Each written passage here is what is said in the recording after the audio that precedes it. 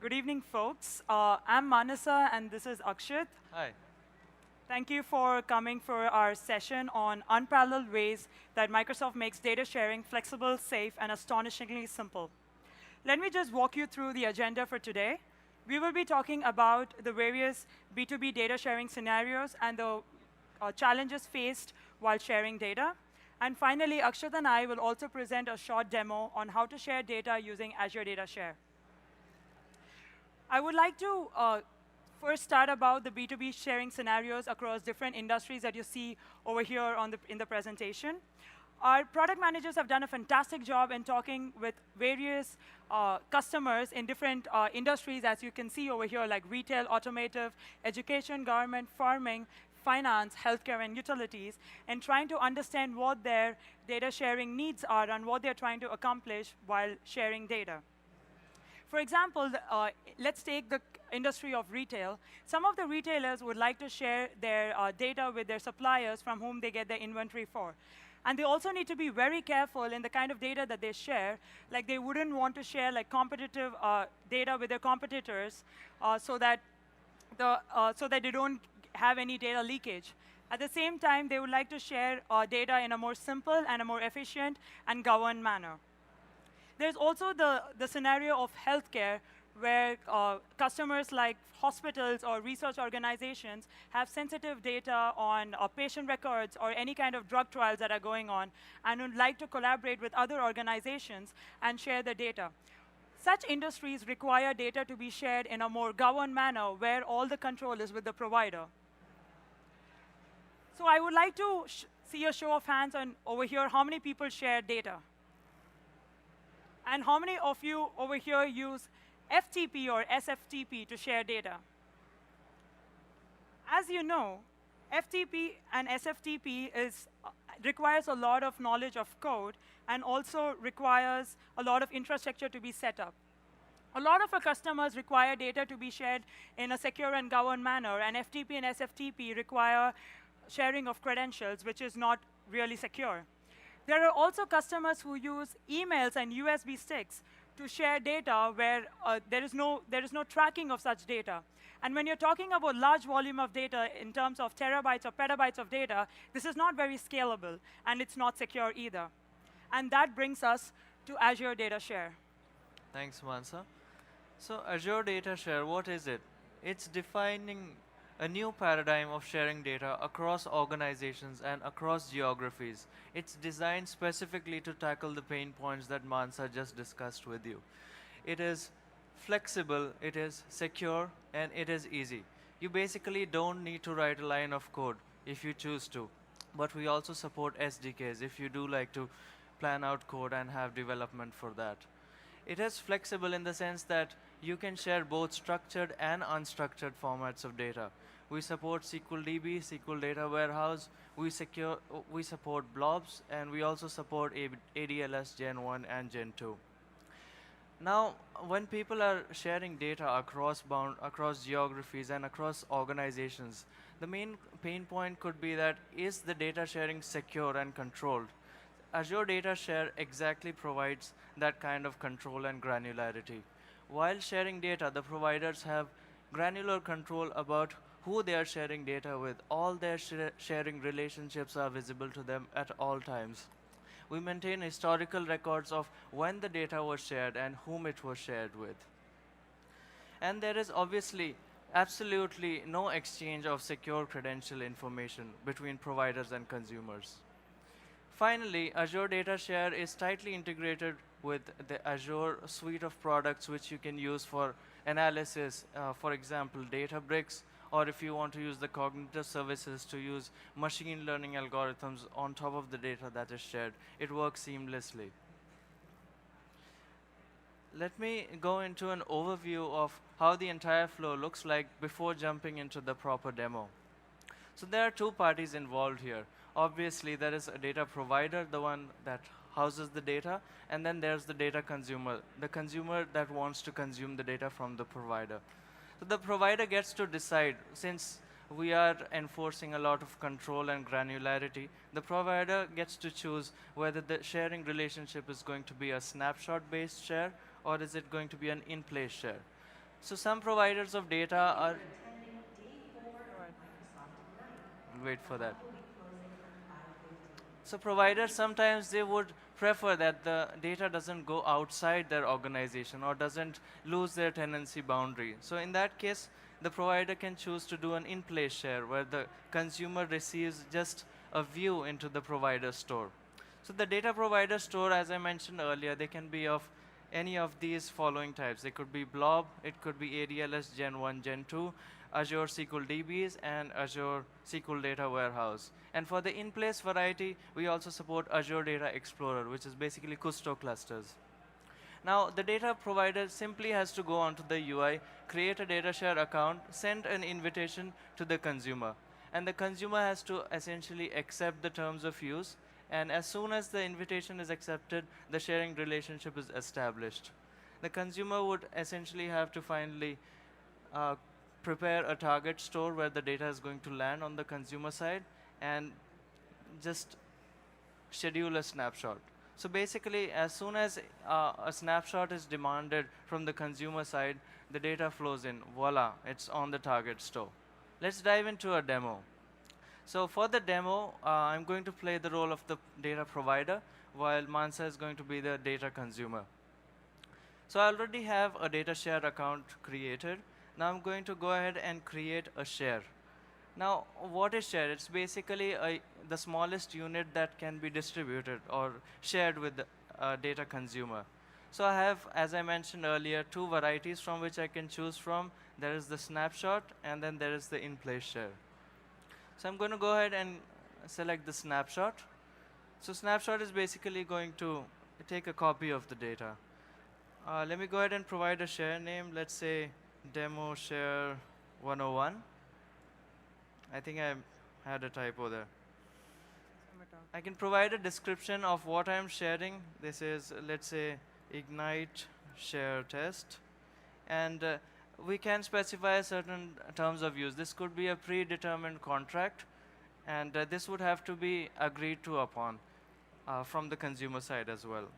So we can just say refer to contract ABC, something like that. I'll do that.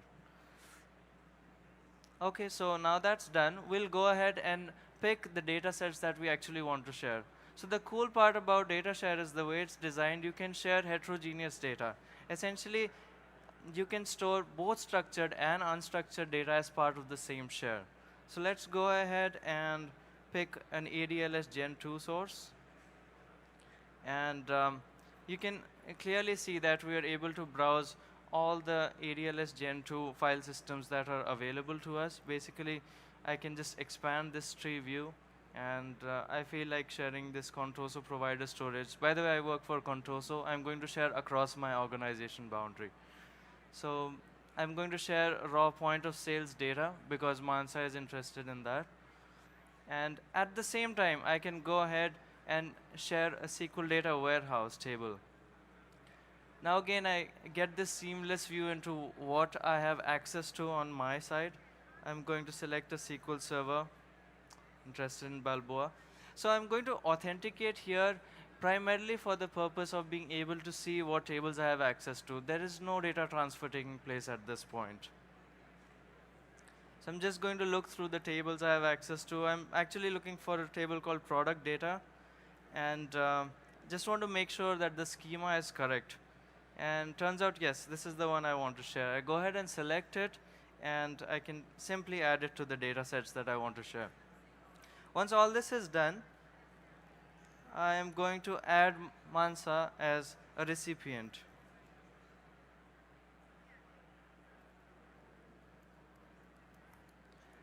Now please note, she is in a different organization, so she's going to receive an email for this. So go ahead and click continue. It's as simple as that. Now I can also schedule this snapshot. Basically, if I have a large data lake store and I'm dumping files onto it on a daily basis, I wouldn't want to necessarily copy over everything from the data lake store. So what I can do is do a daily snapshot. I can also do hourly snapshot. This is very relevant for time series data in which the data is getting updated on a very frequent basis.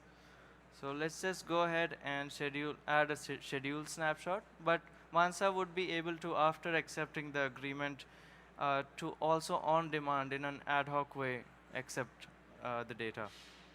So I've gone ahead and created the share. Now Mansa will take over and show the consumer side of the flow. So I'm the consumer for today, and as Akshay just mentioned, he shared some data sets with me. Let me go ahead and see if I've actually received an invitation saying that I've got some data sets to be shared. And as you can see, yes, I've got an invitation, and let me just walk you through the contents of the invitation. So I can see that there is a name for the share that's been shared with me, and some description saying that it's Ignite Share Test. If you're receiving this invitation for the first time, or if you're receiving this data share for the first time, you can always go to see detailed instructions to see how to receive this data into your data store. Or if you're a first-time user of Azure, you can definitely create a free Azure subscription and go ahead receiving your data sets. So let me click on View Invitation. This will take me to the portal's data share invitations page, where I can see my invitation that I just received. So this is the invitation that I just received. And you will see a lot of information about the share that's been shared with me, like from who it is, from the number of data sets, and the company from which it's shared, the descriptions, and the terms of use. So I agree with Akshit's terms of use. I'm going to agree with it. And I'm going to specify the resource group into which I want this to go in, and the data share account into which I want the data to be copied into. So if you do not have a data share account, that's all right. You can always create a new data share account. You can also specify a new receive share name or leave it as it is. Let me call it as demo share from Akshit. Now we have three options over here. We can either reject the invitation, which is the sad path, and let's not do that. Or we can accept it and configure it now or later. So when you say now, which means it will take you to a next page where you'll have to configure your storage account or an ADLS Gen 2 account into which you want the data to come in.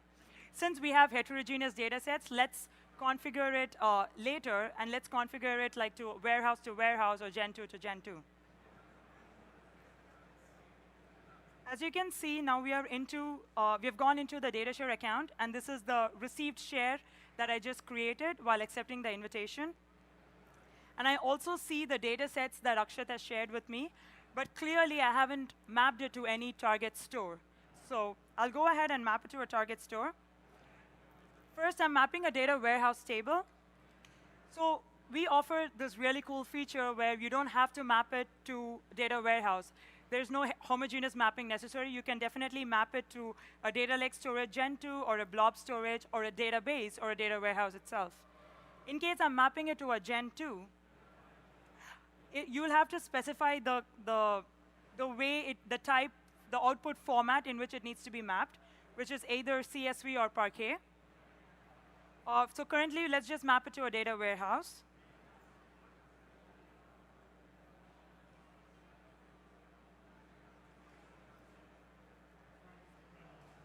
And this is mapped to my target data warehouse. And I can also map the Gen 2 to any of the blob or Gen 2. But let me just go ahead and map it to a ADLS Gen 2 storage. And we need to provide a file system name. So let's say product data.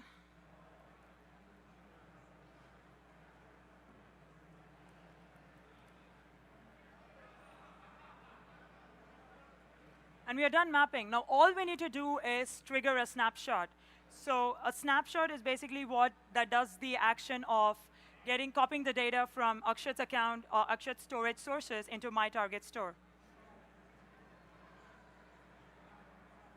So now I've triggered a snapshot, and I can certainly go into the history tab and see the snapshot that's just been queued.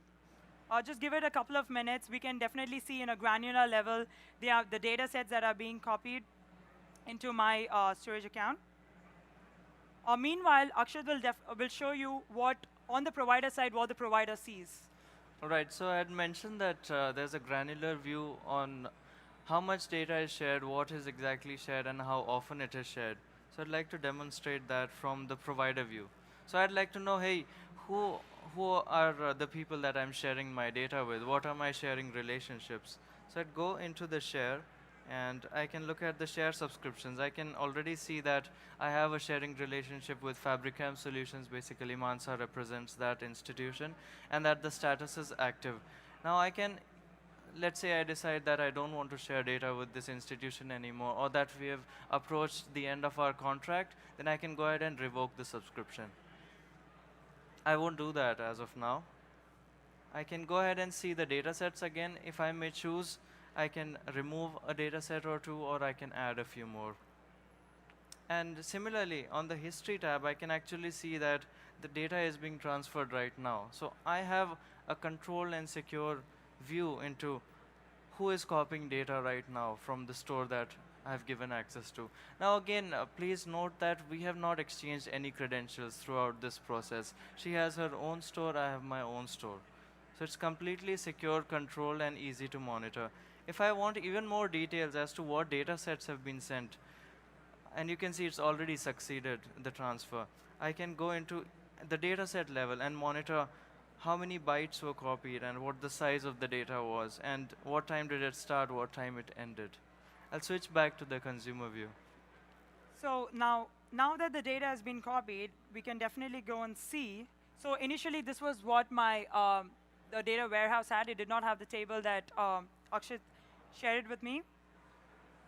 And after the copy, just give it a couple of minutes, I guess. You can see that we have the data copied, and we can see the data over here. So this is in the warehouse. And similarly, we can see the copy data in the ADLS Gen 2. So there's this other feature called Snapshot Schedule, which Akshat had mentioned. So what this does is, in case I enable this, if there is some kind of time series of data that's been copied, shared with me, it will copy the data in an incremental manner, depending on whether it's a daily or an hourly basis. And it just copies the delta value of the data sets and not the entire whole data set that's being copied into. I'd like to switch back.